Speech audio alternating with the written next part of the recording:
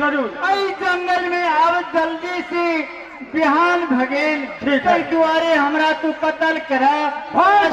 दारू के निशा नहीं लगले बेईमान राजा नहीं भैया जल्दी करा बिहान भगेल बिहान तो जरूर तैयार हो जाओ। हाँ भैया जरा के अपना दू भाई पढ़ा लिखल कम था वही द्वारे भीतर जाए छा रास्ता कोई बात है नहीं ठीक है करबे नहीं छुटबे तैयार भैया अब रास्ता नहीं दिख रहा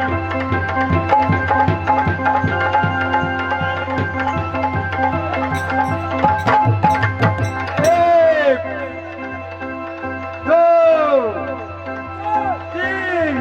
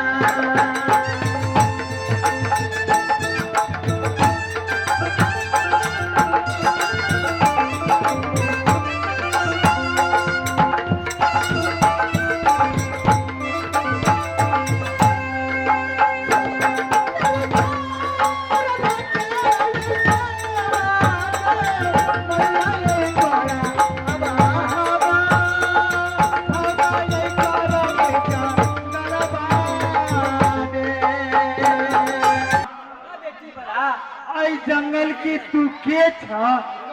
से पहिरा हमरा कही की सुनाबा बोला नहीं तू वही जंगल में तोरा कौन गार विपत पड़लो कोई जंगल में घूमे भटकल फेरी जातो बेटी हे माता बोला हम तोरा ये दुख कई का जरूर सुनाए तू क्या धरते हमरा कई का सुनाबा और ये जंगल कौन है से कई का हमरा ठीक है पता बेटी बेटी जंगल तू भागला तोरा हिरनी बन जंगल बेटी हिरनी बन जंगल